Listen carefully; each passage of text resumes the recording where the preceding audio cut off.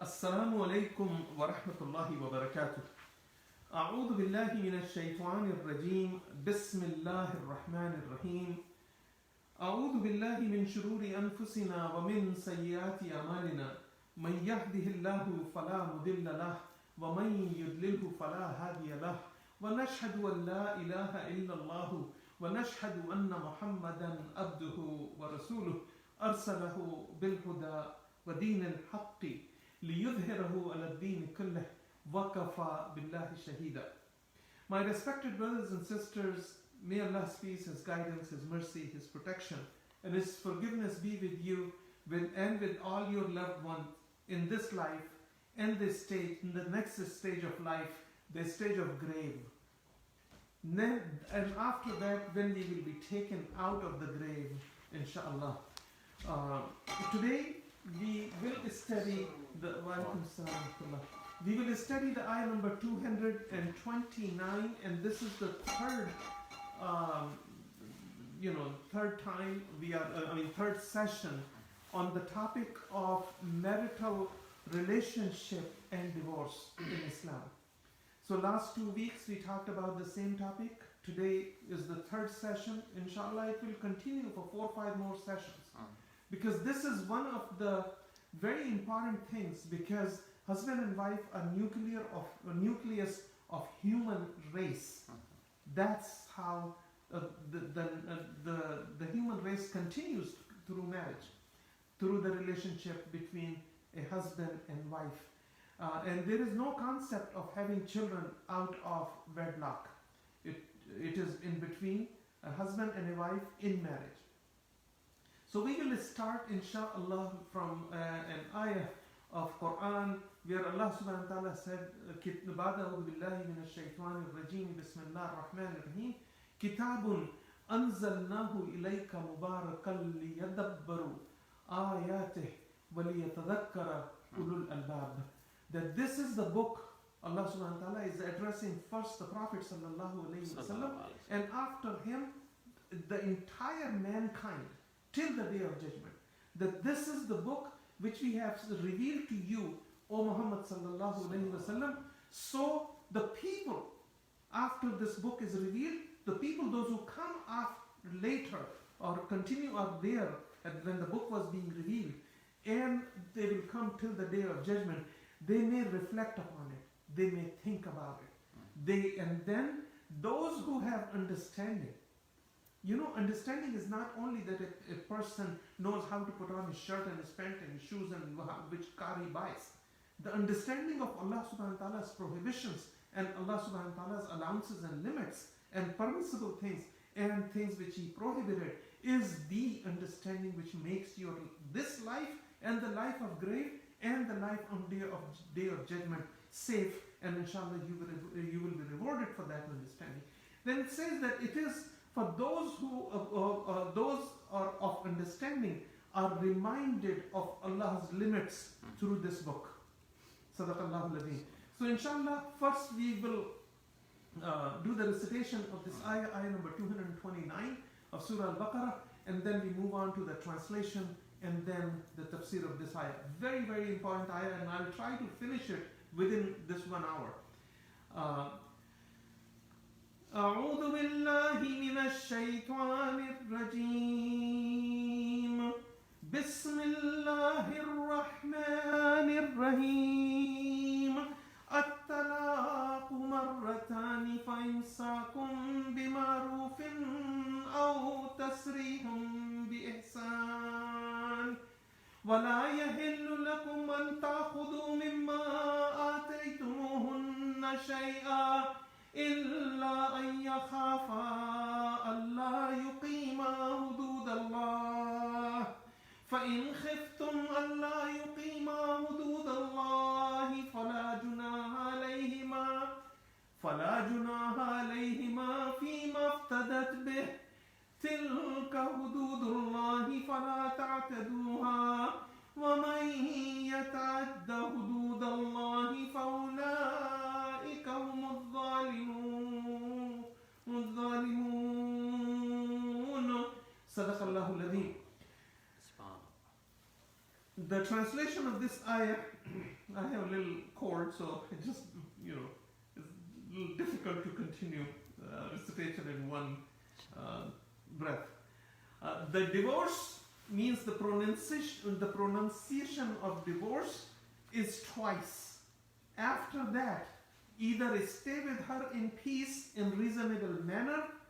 Bil ma'ruf means in reasonable manner, in reasonable attitude and behavior, or release her with kindness, means the third divorce. And we'll come to the explanation of that. And it is not lawful for you men to take back from your wives anything which you have given it to them, except when both parties fear that they would be unable to keep the limits ordained by Allah subhanahu wa ta'ala. Then if you fear that they would not be able to keep the limits ordained by Allah subhanahu wa ta'ala, then there is no sin on either of them if she gives back something which she has received, and these are the limits ordained by Allah subhanahu wa ta'ala. So do not transgress Allah's limits, and those who cross Allah's limits are the wrongdoers. Sadaqallahu al-Azim. Tafsir of this ayah, my respected brothers and sisters, there is a hadith in An-Nisa'i and in Abi Hatim, where Abi Hatim narrated from Sayyidina Urwa radiyallahu anh, that a man said to his wife, I will neither divorce you nor live with you in peace. You cannot have a marriage and continue to fight. So he said, neither I will divorce you, nor divorce means releasing somebody from the marital contract. That divorce you, nor live with you in peace. She asked him, how? How could you do that? So he said, I will divorce you, and before your iddah, your waiting period ends, I will take you back and divorce you again, and I'll continue to do that. So she went to Sayyida Aisha radiallahu anha, and Sayyida Aisha, Ummul Mumineen, Sayyida Aisha radiallahu anha, went to Rasulullah sallallahu alayhi wa sallam and asked his opinion of what this other woman has complained about, what her husband is saying. Rasulullah sallallahu alayhi wa sallam, when he heard about this, immediately Allah subhanahu wa ta'ala sent Jibreel alayhi salam, and this ayah was sent. There is a background about every ayah, why it was sent, what was happening, what people used to do, what Allah the Almighty wanted to change what people are doing, change their practices and guide them to the right path. So this is what Allah subhanahu wa ta'ala promised. So first we need to understand what is divorce, and then we will come to what is khula. The divorce is one of the most hated halal act to Almighty Allah subhanahu wa ta'ala. One of the most hated thing to Allah is divorce. Literally, it means to remove a person from the bonds of the contract of marriage. Removes one person. When you remove one, the other one is already removed. Automatically the other one is also removed. There is no marriage contract left. There is no marriage bond left. And wife can also ask for divorce, and we will talk about what are the conditions when wife can divorce. We don't know, because those who come to pronounce the marriages, nikah ceremonies in Muslim countries or even here, a lot of them don't address the issues of divorce or marriage up front. And they don't tell the woman what is their right. They don't tell the man what is his rights. They both have rights on each other. Rights mean what? That if you have a right over somebody, you also have duties. There are no rights without duties. So that their husband have duties, and then he has rights. Wife have duties to perform, and she has rights. If somebody doesn't perform the duties, that person loses the right. There is no right if there is no duty performed. So, Sayyidina Mu'adh ibn Jabal radiyallahu anh narrated that once he was with Rasulullah sallallahu alayhi wa sallam, and Rasulullah sallallahu alayhi wa sallam said to him, O Mu'adh, O son of Jabal, Mu'adh, of all things Allah subhanahu wa ta'ala created, the most beloved act of mankind on the face of the earth is to free a slave. And the most hated thing Allah subhanahu wa ta'ala has created on the face of the earth, and the most hated thing by Allah is a divorce between husband and wife. The divorce, the pronunciation, now the first part of the ayah was at-talaqu marratan, that the talaq is twice. This and other similar ayat reformed the evil mistreatment and trampling of women's right in the marital relationship in pre-Islamic Arabian Peninsula. Among the arrogant men in those days of arrogance used to pronounce their wife several divorces and used to continue to keep taking them back and harm them more and hurt them more physically, psychologically, emotionally, and then divorce them, and then go after 6 months, 8 months, 10 months, 1 year, say, I want you back. So Allah subhanahu wa ta'ala sent this ayah. Remember the story which I told you earlier, that some woman's husband told her, and she went to Sayyidah Aisha radiallahu anha, and Sayyidah Aisha radiallahu anha went to Rasulullah sallallahu alayhi wa sallam, and immediately this ayah came. So this ayah was sent that they used to they took this life, this right, the men did, that this self-proclaimed right, not given by Allah subhanahu wa ta'ala, they gave it to themselves. We can take the woman even after multiple divorce. Some people used to divorce 100 times and go take her back whenever they want. And then bring her back and mistreat her and then divorce her again and then go back and bring her back again. Unfortunately, today a lot of those practices are still continuing in our families and in our communities. Because women don't know what their duties are, they don't know what their rights are. The men don't know what their rights are and what their duties are towards their families, towards their wife. And we do it all in the name of customs or in the name of our culture. And you go to a wedding, and there is a wedding going on, and then there is a dance floor and DJ and this and that. And when it comes to meher, the dower of the woman, you find out that the dower of the woman, somebody somewhere somehow brought into Islam that there is a shari meher. There is a meher according to jurisprudence of Islam, which was the shari meher, which is sunnah, which was the meher of Sayyidah Fatima radiallahu anha, and that was the meager amount of few cents. That whole story is wrong. There are no basis of having something called shari meher. The meher is supposed to be according to the earning capacity, of the groom. That Rasulullah sallallahu alaihi wasallam said that if you can't afford the expenses of marriage and maintain a household, then you should marry. If you cannot, then you should fast. So every Tom, Dick and Harry and every Ahmad, Muhammad and Ali wants to get married, even if you can't afford to get married, even if you are mentally, psychologically or emotionally not even prepared for it or have the capacity. But yes, find somebody so my son can get married. When marriages start like that, they end up exactly like that. This ayah, Allah subhanahu wa ta'ala said, ayah number 229 in Surah Al-Baqarah, closed the door of injustice to women and allowed husband a limit to pronounce only up to 2 divorces. These 2 divorces are revocable divorce, that you can take the wife back before she goes through and completes the 3 menstrual periods. You can take her back. But if the 3 menstrual periods are gone and you have not made an effort to take her back, the divorce becomes final. So this ayah closes the door on the injustice towards women and allowed husbands to pronounce only 2 divorces.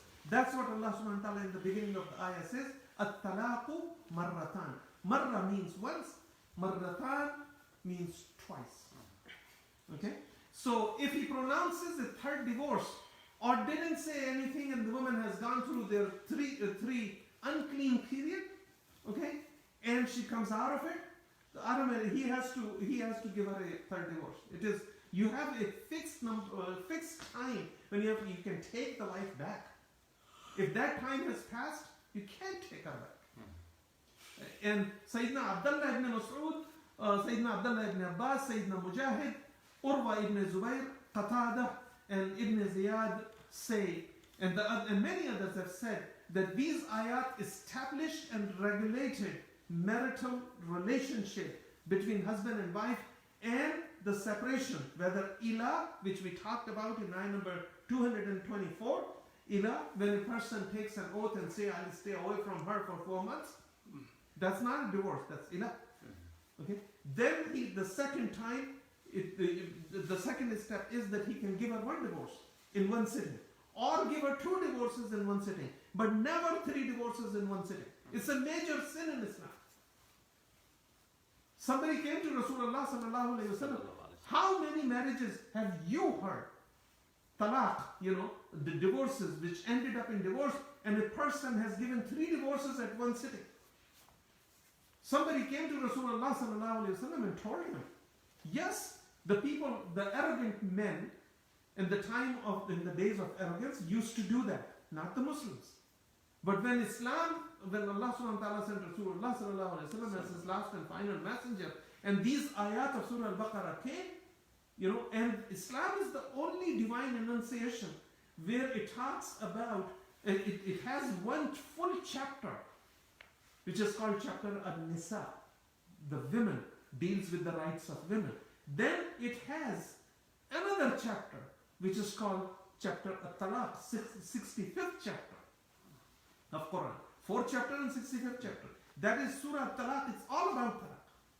Then these ayat of Surah Al-Baqarah, where Allah subhanahu wa ta'ala has established the standard and ruling and regulated the separation, the ila,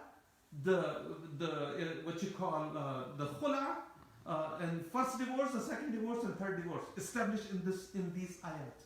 And they will continue for 4 or 5 weeks more. Today is the third of that session. Sunan ibn Majah narrated, let's talk about that.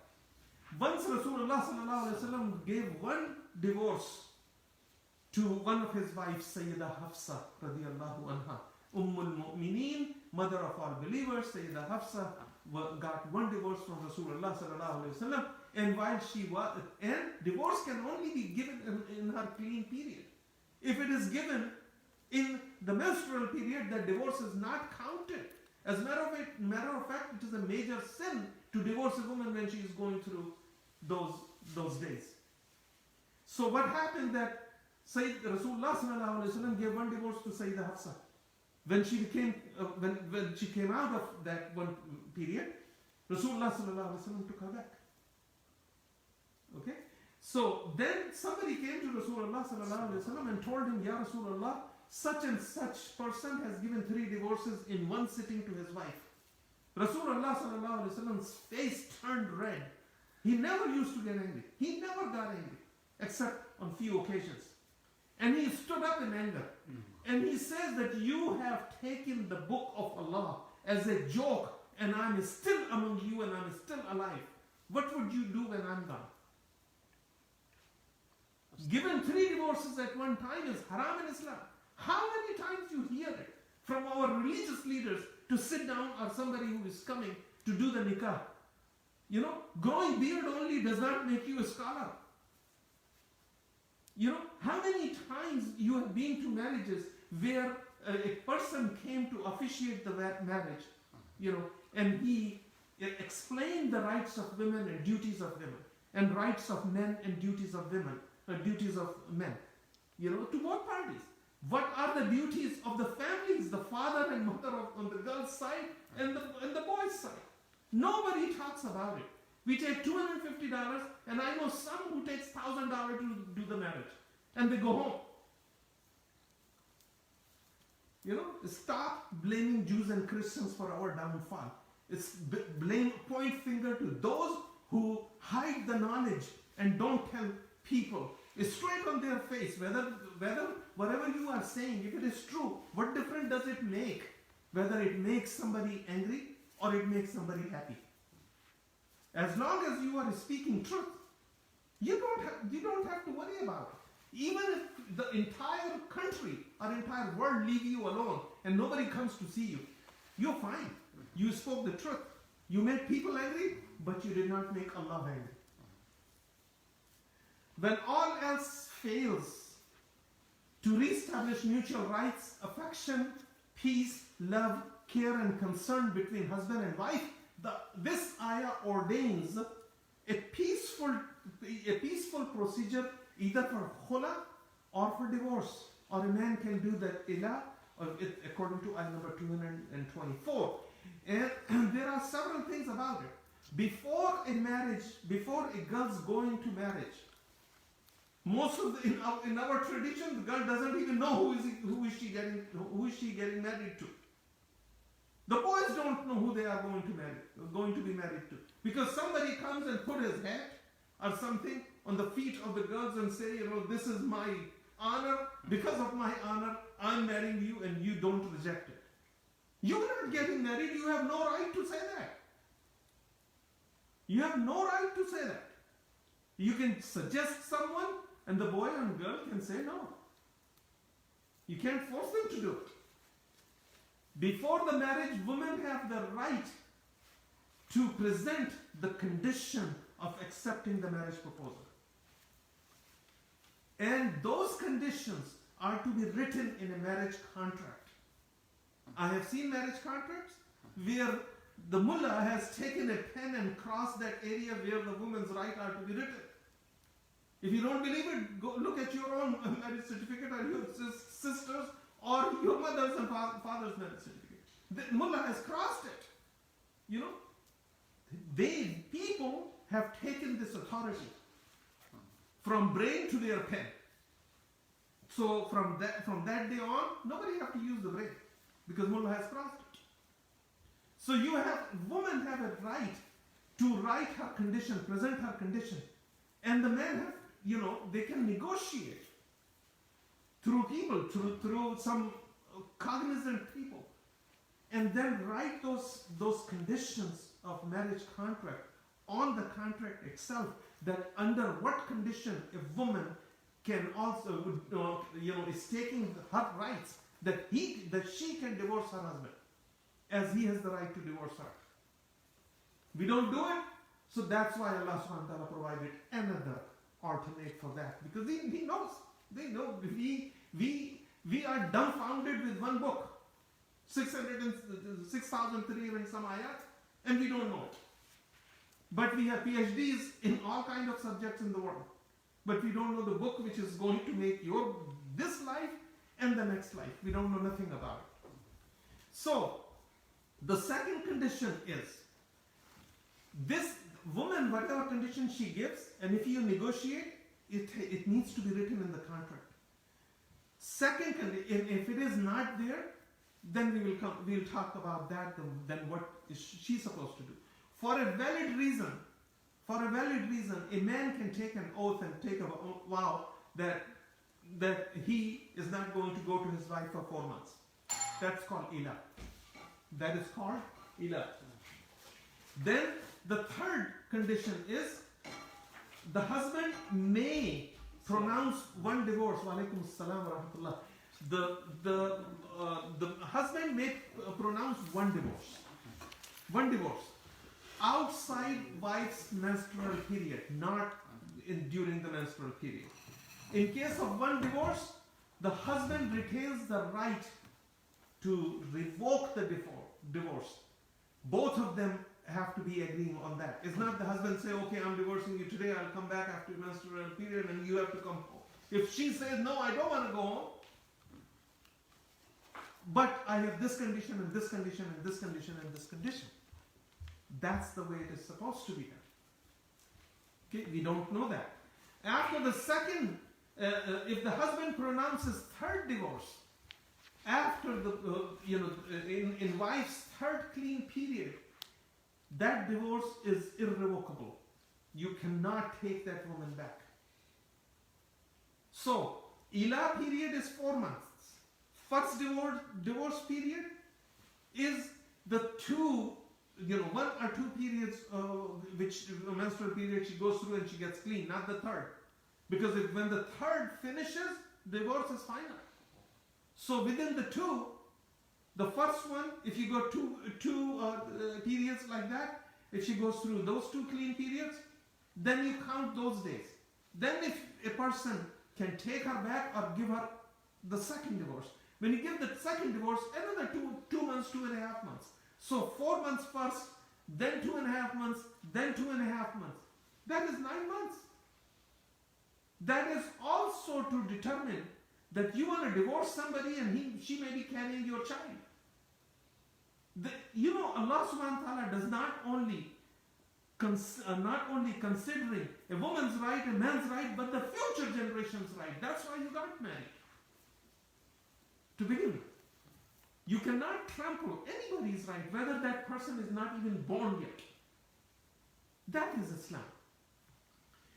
Pronouncing 3 divorces in one session is very highly sinful act according to Islamic jurisprudence, and Prophet ﷺ has condemned it.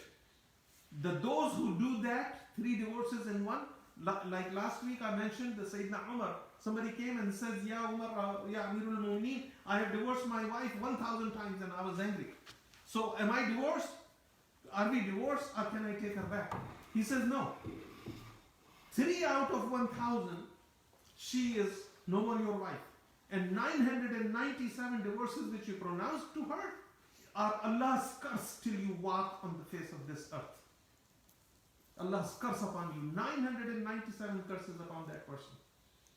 Sayyidina Umar, in his time, he did not do it when Sayyidina Rasulullah was there. When Sayyidina Abu Bakr as-Siddiq was Amirul Mu'mineen, he didn't do it because he didn't want it to take the law in his own hand.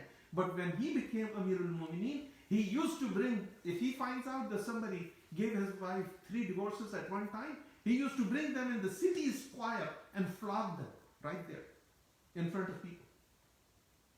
Our nation among Muslims, there are millions and hundreds of millions of women being divorced, 3 divorces at one time.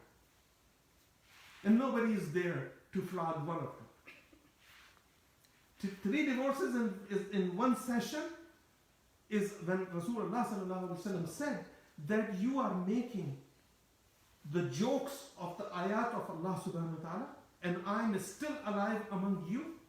He meant this ayah number 229, where it says, At-talaqu marratan, twice, not 3 times. 3 times is the last option. Which you can't, that nothing is left to save. After that, Allah subhanahu wa ta'ala said, فَإِمْسَاكُمْ بِمَعْرُوفٍ أَوْ تَسْرِيحٌ بِإِحْسَانٍ. That either, after those 2 divorces, either stay with her on reasonable terms or release her with kindness. There are many ahadiths where Rasulullah has suggested that, no, we go to court, take the wife, pull the wife to the court and get all her assets and your assets and put it and say, she needs to pay me because she has more money. She needs to pay me alimony, child support and this and that. Haram in Islam. A wife's gold is wife's jewelry, even if you have given it to her. That's her to keep.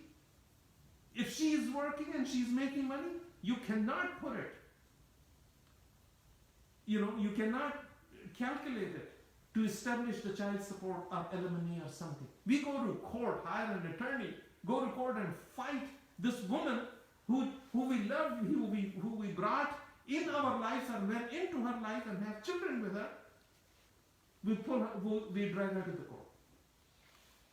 So we can get some money back because she has more. Or you want this car or that property or that land or this house, she has to bring the account of everything. That's against Islam.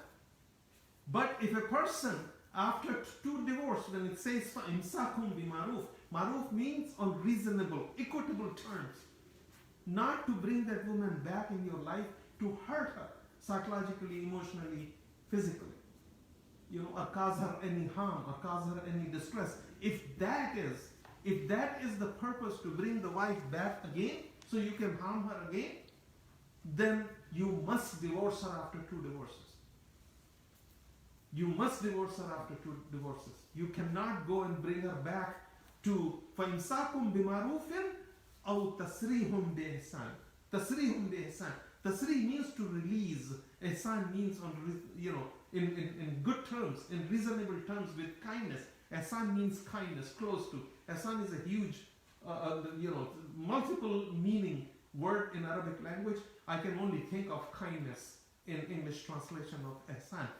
So Rasulullah sallallahu alaihi wasallam has even suggested that when you letting your wife go after 3rd divorce, you did 2 divorces, you did one, waited, then did second, waited, and now still you cannot make up with her in kindness, then let her go in kindness. And he said not only that you cannot take, وَلَا يَحِلُّ لَكُم مِمَّا وَلَا يَحِلُّ لَكُم أَن تَأْخُذُوا مِمَّا آتَيْتُمُوهُنَّ وَلَا يَحِلُّ لَكُمْ أَن تَأْخُذُوا مِمَّا آتَيْتُمُوهُنَّ شَيْئًا. That it is not halal for you to take things back from your wife when you divorce her. Rasulullah sallallahu alaihi wasallam said, the Quran tells us, وَلَا تَنْسَوُا الْفَضْلَ بَيْنَكُمْ, that do not forget the fadl, the love and care Allah created it between you. That's why you married. Don't forget the day you got married. When you forget that, all the other problems start. So keep that in mind when you got married. And if you are divorcing her, then give her extra gift to leave. We send gangster to her father's house. Go beat her up. Beat her brother up. This Allah subhanahu wa ta'ala, in so many different things. In Darqutni recorded, a man asked Rasulullah sallallahu alayhi wa sallam that why Allah subhanahu wa ta'ala said at-talaqu marratan, that divorce are 2. But the actual divorce is 3 divorce, the 3rd divorce.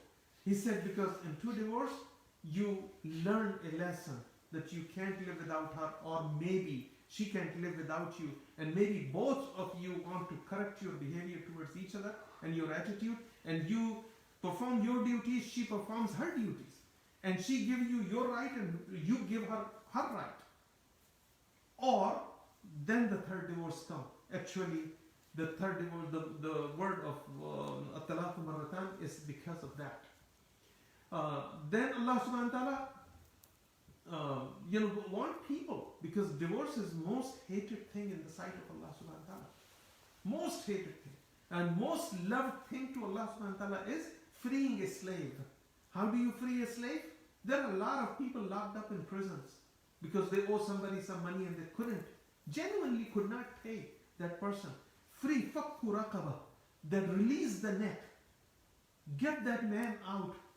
Pay his debt. Get the man out. We, instead of paying the debt, we go and apply for more debt and buy a house on that. Allahu Akbar. Just think about these things. And then we cry that this is happening to us. Well, we deserve it. That's why it's happening to us. Al-Qur'an says the portion of the ayah means that if you divorce her once or twice, you have the choice to take her back, as long as she is still in her iddah. Be kind to her, mend your differences with her, and live together peacefully. But if you don't, then it's better for you to divorce.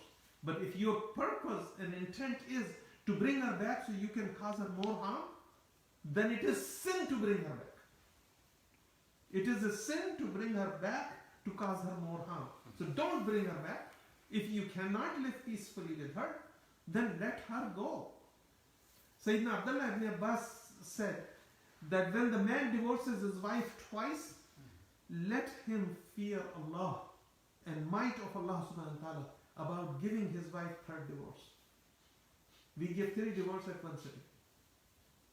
No fear, no love, no care, no concern.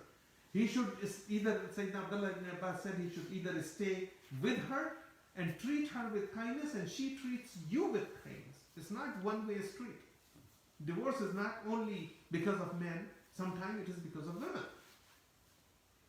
So both have to sit down and talk through some intermediaries, through some mediators, through some family elders. But this ayah, Allah subhanahu wa ta'ala further said later on in this ayah, this ayah is also for those who try to bring husband and wife together. That they don't take side of somebody. They don't say, because I'm going to defend him because he is my son. I'm going to defend him because he's my nephew or my father or my brother. Or the girl's side say, because she's our daughter, we are, no matter what, even if she is wrong, we are with her. No. It is your responsibility to be truthful, not take sides. The only side you can take is the side of truth. That's the only choice you are given by Allah. Then Allah subhanahu wa ta'ala said, وَلَا يَحِلُّ لَكُمْ أَن تَأْخُذُوا مِمَّا آتَيْتُمُوهُنَّ شَيْئًا. That, and it is not lawful for you to take back from your wives anything which you have gifted to her. You cannot take it back. During the iddah period and upon divorce, men are forbidden to take anything from their wives which they have given to them, including all valuables she obtained before or during or after marriage.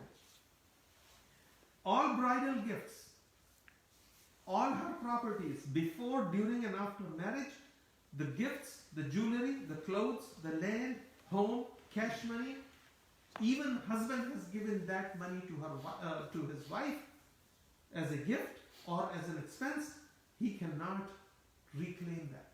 He cannot take it back. Because Rasulullah sallallahu alaihi wasallam has given the example of that act as a dog vomits and lick his own vomit. You give, this is a hadith, you give your wife something, and when the things start getting, going south, then you go back to her and say, you remember those 4 bracelets I bought for you? I need it back. If you were not my wife, I would have not bought it for you. So now you are not being my wife, give it back to me. No. Islam teaches men to give her more. You want to divorce her? Fine. Don't divorce her 3 times, but when she's leaving, let her go. فَإِمْسَاكُمْ بِمَعْرُوفٍ أَوْ تَسْرِيحٌ بِإِحْسَانٍ وَلَا يَحِلُّ لَكُمْ أَن تَأْخُذُوا مِمَّا آتَيْتُمُوهُنَّ شَيْئًا. You can't take anything which belongs to her equal to the seed of mustard. Mustard seed, you can't even take that back from your wife. Islamic ethics, law of Islamic ethics, Islamic jurisprudence prohibits everybody, those who believe in Islam, claims himself to be a Muslim, to take any gift back or any donation back. Then what about you gave something to your wife? How can you take that back? It's a matter of shame and disgrace. The Tafsir Al-Qur'an, As-Siddi and Tabari said that it is a matter of shame and disgrace that husband at the time of divorce or later on takes back whatever he has given to her. The ayah number, when we come to ayah number 241, it talks about it more in detail. We recite Quran and Taraweeh with the speed of bullet train. Japanese, Chinese bullet train, we don't have those in America. We are 100 years back, 100 years slow, backward than Japan and all those countries. The bullet train, that's what we use when we recite Quran in our Taraweeh.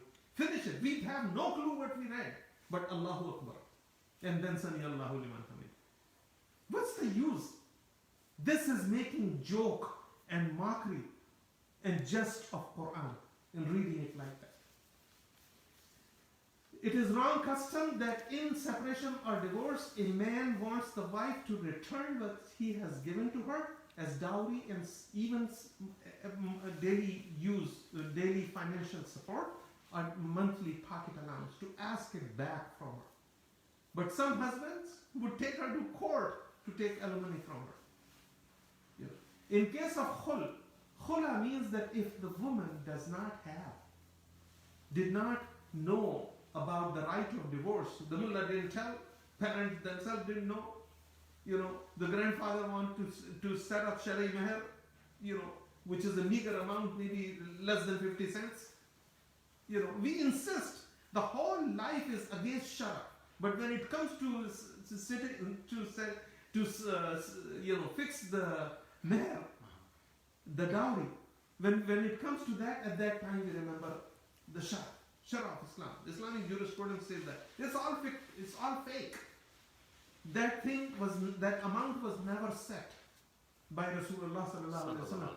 Rasulullah sallallahu alaihi wasallam, one of the wife's mehr was 4,000 golden coins, paid by the Najashi, the emperor of Ethiopia, of Habasha. Yes, the Negus paid that 4,000 golden coins. So how comes we use Sharai mehr and give her 50 cents?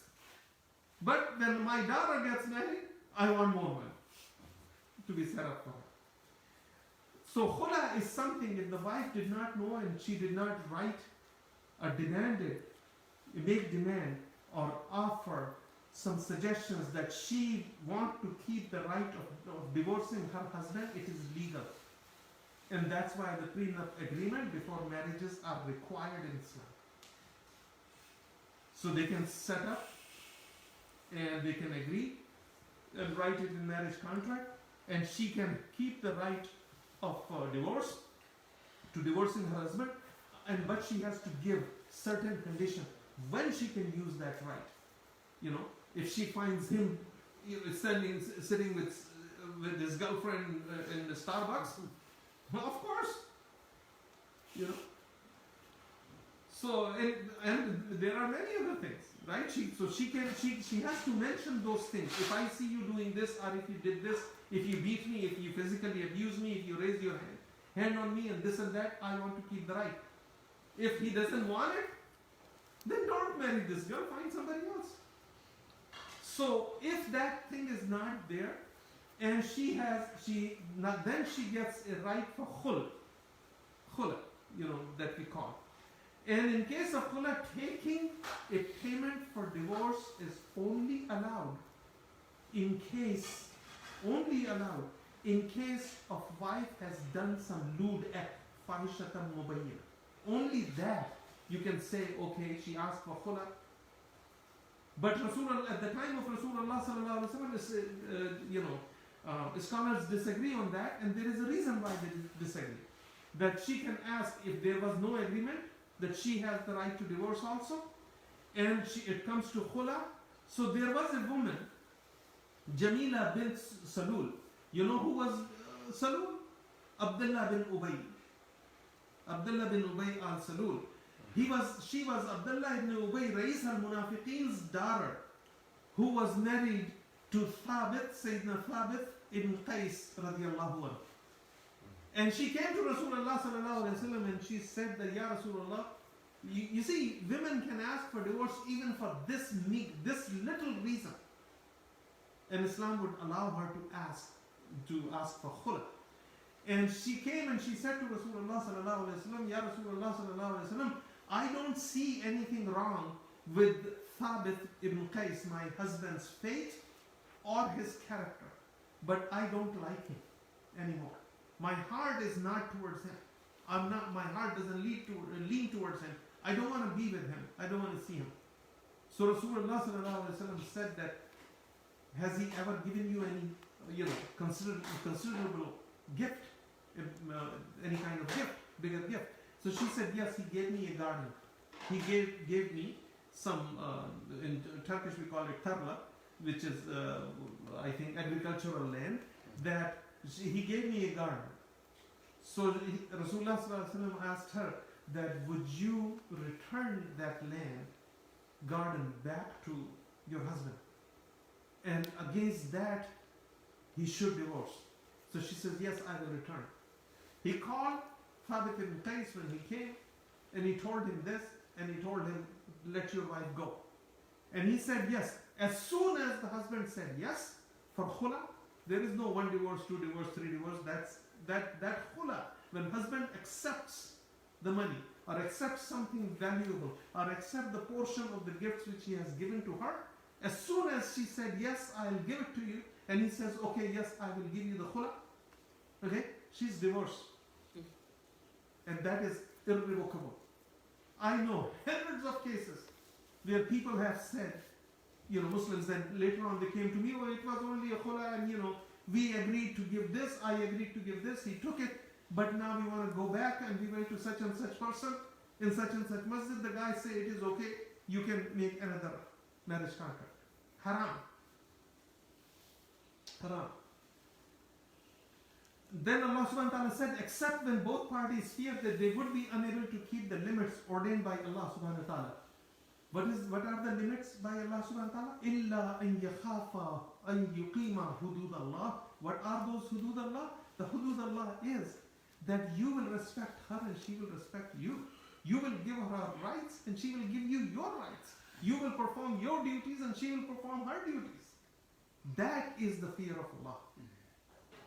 That for the sake of Allah, following the orders of Allah subhanahu wa ta'ala, the both parties agree to give each other their rights and treat each other with kindness and with love, care, concern and affection. Quran talks about it, وَجَعَلْنَا بَيْنَكُمْ مَوَدَّةً وَرَحْمَةً. Mawadda. The highest degree of selfless love is supposed to be between a husband and wife. It's supposed to be between husband and wife. So Allah the Almighty, it means that couple knows that that because of their dislike for each other, or one's dislike for the other, partner, like or husband or wife, and they won't give each other because of their anger. They scream and shout at each other. They won't give each other's obligatory rights to each other. At that time, she can ask if she didn't take the right of divorce before marriage and wrote it in marriage contract. Now she can, file for khula and take separation. And Islamic jurisprudence technology, the khula is when a woman seeks to end her marriage. Just definition of khula in English is very simple. When a woman asks to end her marriage, is khula. The condition could be, but it is said that yes, he can take things back from her. Some of the things back from her. Some of the valuable. It's not that, take everything, and even the shoes you bought and put her outside on the sidewalk without shoes. I know those instances too, that men have done that to their wives. Drag her out, just put her on the sidewalk. And that is a major sin.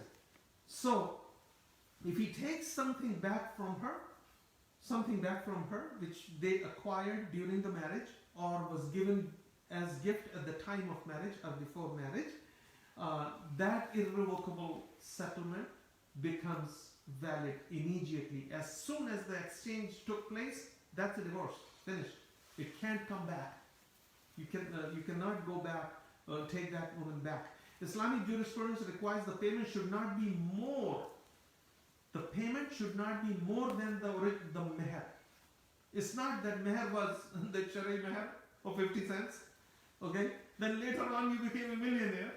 Now when she asked for khula, then you demand $50,000, but you took her for 50 cents. Now you demand $50,000. No. To release that woman from the bond of marriage, you cannot take anything more than the meher. Equal to more than the meher. The waiting period for khula is exactly the same as divorce. 3 menstrual period and the last clean period. Let's move on to maybe about 11 minutes left. It is preferable for husband and wife to reach to an agreement through the family elders. But if the family elders say, because this is my nephew and I'm going to stand by him no matter what, and if somebody opens the mouth, I'm going to put my gun in his mouth. If that's the kind of elder we have in families, then it is better not to go to the family elder. Or somebody says, in our families, I have been in situations where I've been told that in our families, divorces, we never divorce our women. Well, then stop beating her too. Don't divorce her. Don't beat her. Treat her good. Don't divorce her. Sayyidina Umar, Sayyidina Uthman, Sayyidina Abdullah ibn Umar allowed khula, divorce, to take place without the involvement of courts, of judges. Go to a mediator or family elders who can sit down, write the condition, agree on those conditions, go your own way. This ayah also tells the mediators and the family elders that if you take side of your friend, or you take side of the wife who is your wife's friend, then you are the one who is breaking the covenant of Allah subhanahu wa ta'ala. You are the one crossing the limits of Allah. So always stay on truth. Listen, and to the best of your judgment, give a decision which is 100% correct. But if people are shouting at each other and all that, and you sit there and listen, then you are a fool too. People, if we want to settle something, then we have to cool down and settle. Not keep shouting and settle. Ibn Abbas said that not establishing limits of Allah means that the husband and wife are not willing to establish each other's rights on themselves. And their mutual anger leads them to disrespect each other. At-Tabari and Al-Qur'an said in Khula, it is lawful for husband to take the gifts back when the wife asks her husband for a divorce. If she says that to him that I hate you, I don't love you anymore, get away from me, and such other things, then she should ask for khula. And if man is taking something in return, the khula is done immediately. Allah subhanahu wa ta'ala said, فَإِنْ خِفْتُمْ أَلَّا يُقِيمَا حُدُودَ اللَّهِ فَلَا جُنَاهَ عَلَيْهِمَا فِي مَا افْتَدَتْ بِهِ. Islam does not encourage divorce. It's the most hated thing to Allah subhanahu wa ta'ala. But if a woman does not like her husband and doesn't want to be with him, she is given a right to ask for that divorce. Sahih al-Bukhari reported, now Sayyidina Abdullah ibn Abbas radiyallahu anhu, I think I already gave that hadith to you about returning the garden, and in return Rasulullah sallallahu alaihi wasallam pronounced their khula. One of the reasons for khula divorce can be that the husband abuses her physically, psychologically, emotionally, financially. Neither fulfill his duties nor gives her her rights. Another one can be as simple as the wife just does not like to be with that man, doesn't want to be with him, and fears that she cannot give him his rights. Then she can ask for khula.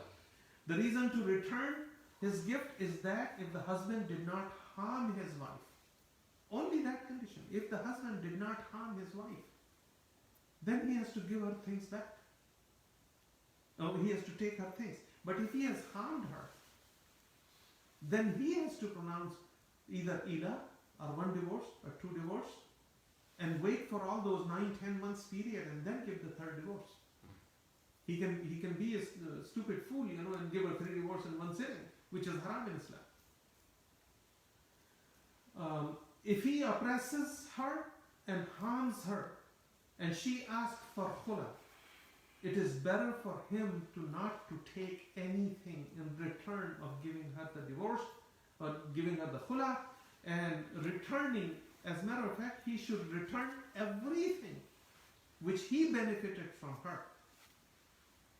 If he used to harm her, if he used to oppress her, if he used to beat her up, or psychologically, emotionally, verbally used to manipulate, then he has to return everything to her if he has benefited from her.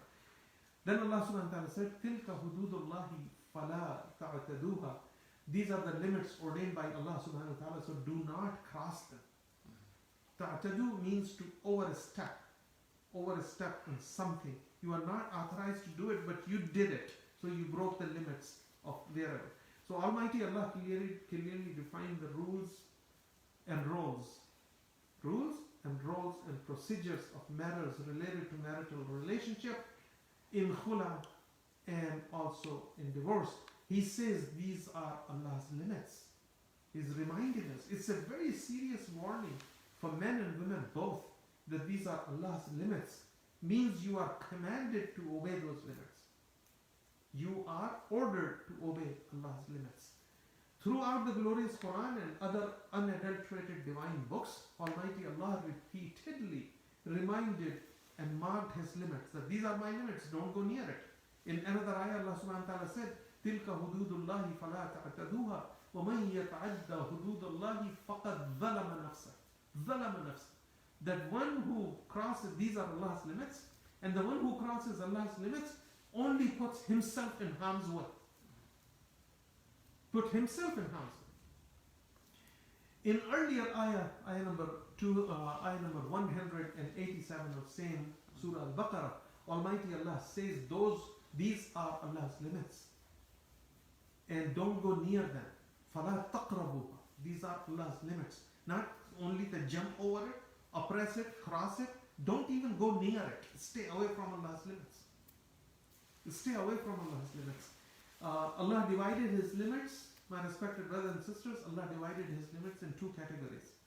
Number one category is, which all people are commanded, is to follow what Allah subhanahu wa ta'ala has said.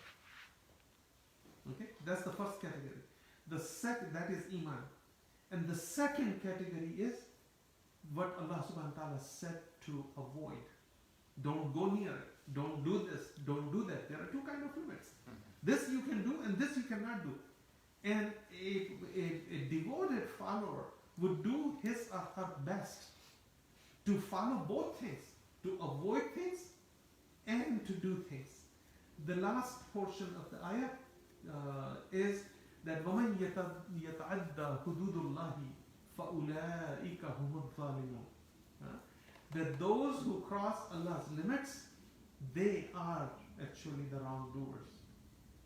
They are, because crossing Allah's limit means you are defying Allah, having a control over such thing, and you think that you can break that limit, and you're breaking it because you don't believe that He has His rights.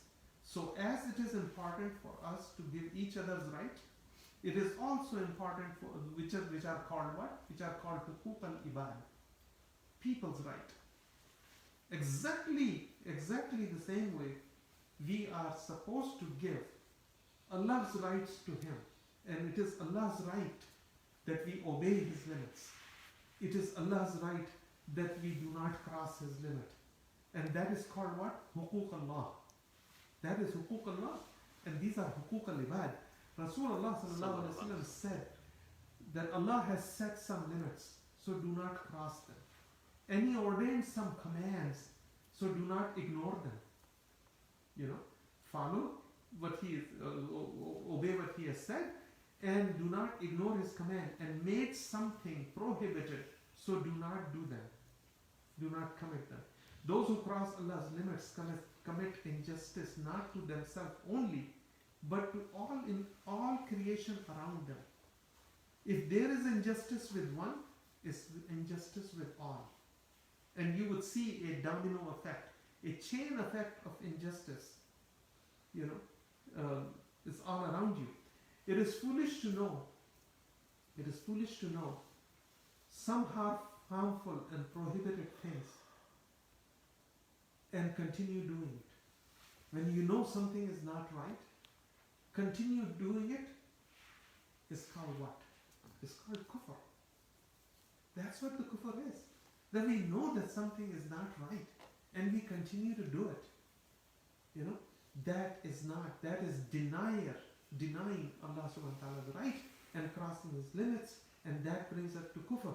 Even if those things seems harmful or even beneficial to you, to do something which Allah says don't do, and we do it, okay? Because we think that, if I can borrow more money, I can get a bigger house or another car. Allah says don't do it. When we come to those ayat about interest, about riba, you would see that what Allah subhanahu wa ta'ala said about riba. We have to do our best to first learn Allah's limits. The second thing after learning is what? Follow Allah's limits. Learning is not good enough. Following is the real education about those things. أقول قولي هذا واستغفروه إنه هو الغفور الرحيم. There is a possibility that inshallah next week's program I have to confirm it first, and I'll inform Brother Salim and Brother Faisal also, and Ahmed, that the program will be conducted next week, from next week onward, at Masjid al-Sabur, because Masjid al-Sabur, that is my thing is that if there are more people, I speak better. And Asad can tell you, whenever I speak in prisons, 400 or 500 people, I don't need to check no references, nothing. I talk better. More people there, and that community has been asking me.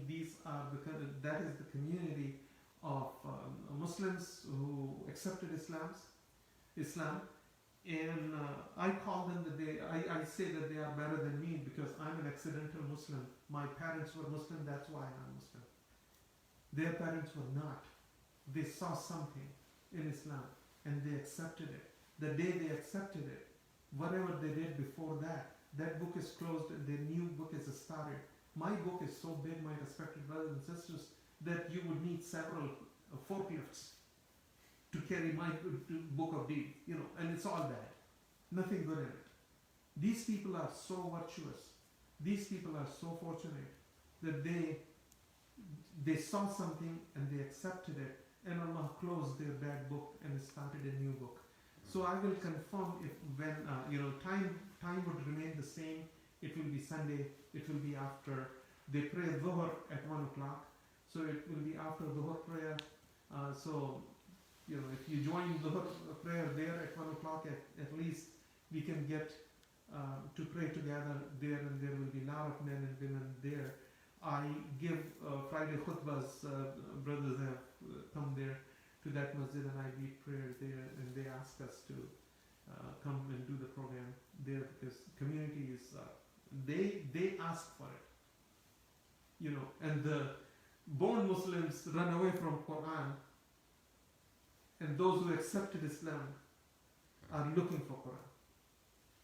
We are looking for different food and snacks and coffee and tea and this match and that match and this movie and that movie, this channel and that channel, and we don't know when we will lose our channel, and we will head towards the grave. We need to remember that.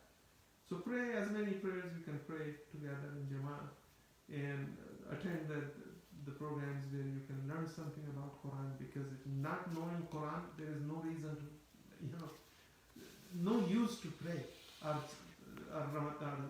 fasting, our Hajj and Zakat, and we don't know the orders of Allah.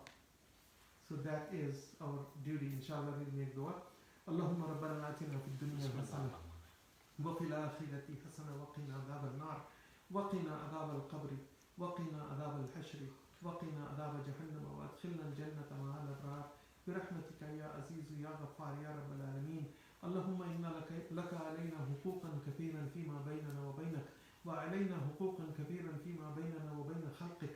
اللهم ما كان لك منها فاغفره لنا، وما كان لخلقك فتحمله عنا، وأغننا بحلالك عن حرامك وبطاعتك عن معصيتك عمن سواك يا واسع المغفرة. ربنا ظلمنا أنفسنا وإن لم تغفر لنا وترحمنا لنكونن من الخاسرين.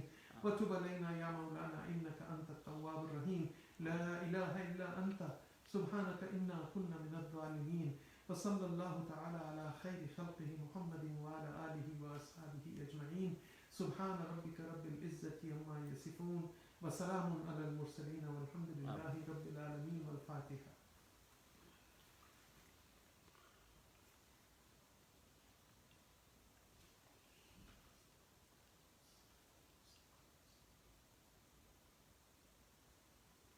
لا إله إلا الله محمد رسول الله.